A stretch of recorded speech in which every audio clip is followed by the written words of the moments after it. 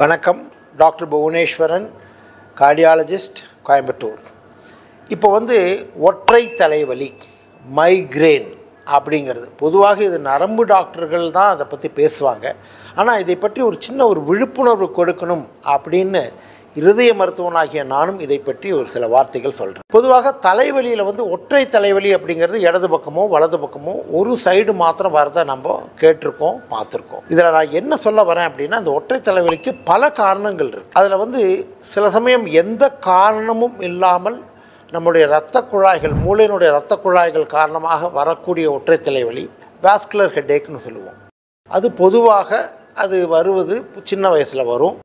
அது குடும்பத்தில் இருக்கலாம். அதுக்கு வரும்பொழுது சில சமயம் சில காரணங்கள்னால அது தூண்டப்படலாம். ஃபார் எக்ஸாம்பிள், சில பேருக்கு சாக்லேட் சாப்பிட்டாங்கன்னா அந்த ஒற்றை தலைவலி வரும். சில பேருக்கு ஒரு லைட்ஸ் பார்த்தாங்கன்னா இந்த மாதிரி வரவங்களுக்கு இது எதனால் வருது அப்படின்னு தெரிஞ்சு அதுக்கு வேறு சில மோசமான காரணங்களும் இந்த ஒற்றை தலைவலிக்கு இருக்குது.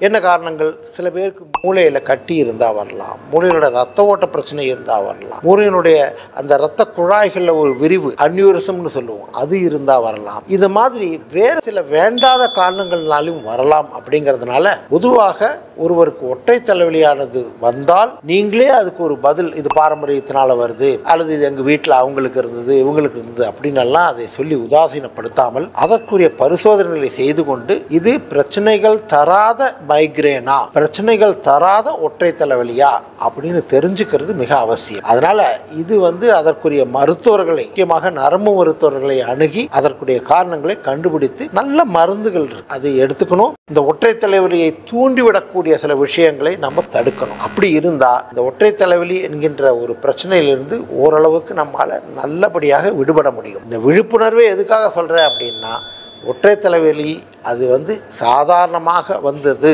என்று எண்ணிக்கொண்டு பரிசோதனை செய்யாமல் விட வேண்டாம். அதை கண்டுபிடித்து அதற்குரிய மருந்துகளை அல்லது அதுக்கு வேற காரணங்கள் இருந்தால் அதற்குரிய வைத்தியங்களை செய்து கொள்ளுங்கள். புரிஞ்சுதா?